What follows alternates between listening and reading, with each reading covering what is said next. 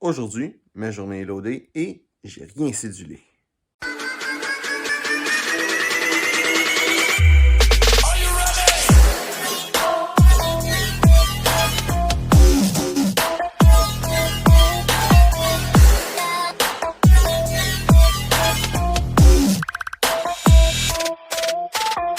Donc, aujourd'hui, c'est la première journée que ma secrétaire a cédulé pour moi. Que mon assistante a cédulé pour moi. Fait qu'on va voir qu'est-ce que ça va donner. Là, toute la semaine, ça a été cédulé. J'ai juste dit c'est quoi les tâches que je dois faire dans la semaine. Tous les rendez-vous ont été pris par elle. Toutes les choses que j'ai à faire ont été cédulées après ça, après les rendez-vous, pour que ça fitte dans ma semaine. Mais on va voir de quoi ça va. Et le coup que j'ai à dire avec cet horaire-là, c'est que cette semaine, j'ai une semaine quand même assez occupée. Puis avec mon horaire, on dirait que tout est comme pogné ensemble dedans mes journées, dans mes choses à faire.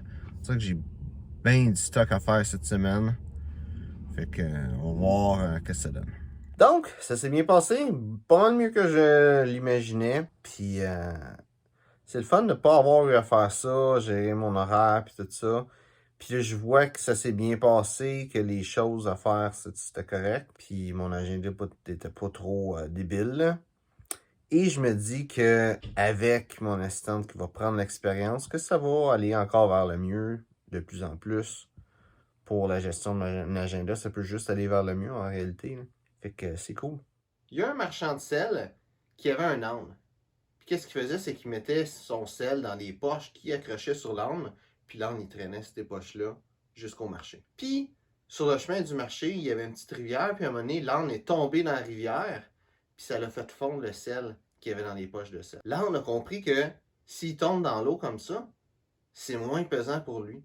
Fait qu'il a continué de faire semblant là, de tomber dans l'eau par accident. Puis, le sel était tout le temps plus léger parce qu'il fondait.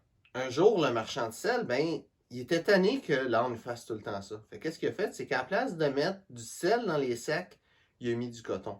Comme ça, quand l'âne a tombé, ben, le coton s'est imbibé d'eau, puis il était plus lourd. La morale de cette histoire-là, c'est qu'il ne faut pas baser les choses sur la chance. La morale de cette histoire-là, c'est que la chance... Puis, qu'est-ce qu'il y a comme morale dans cette histoire-là? C'est que la chance va pas toujours faire en sorte que les choses aillent vers le mieux. Puis, tu sais, qu'est-ce que je verrais avec ça? Le monde se dit tout le temps, la chance compte beaucoup. C'est vrai quelque part que la chance compte beaucoup, mais c'est pas tout. C'est pas toute la chance. Tu sais, quelqu'un qui a du succès dans la vie, c'est pas la chance. Il n'a pas été chanceux. À quelque part, oui, il a été chanceux, mais qu'est-ce que tu vois pas, c'est les années qu'il a mis en arrière de ça. Le monde qui sont sportifs, qui gagnent des millions, ben, quand il avait 5 ans, il jouait au sport qu'il faisait.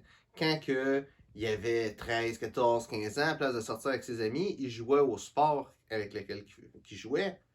Puis, c'est ça qui a fait que tout d'un coup, à un moment donné, il a été chanceux. C'est pas vraiment de la chance. C'est à force de faire tout le temps les mêmes choses, à force d'avoir de la persévérance, ben, à un moment donné, ben, tout quoi qui va arriver, que ça peut être un petit peu de la chance.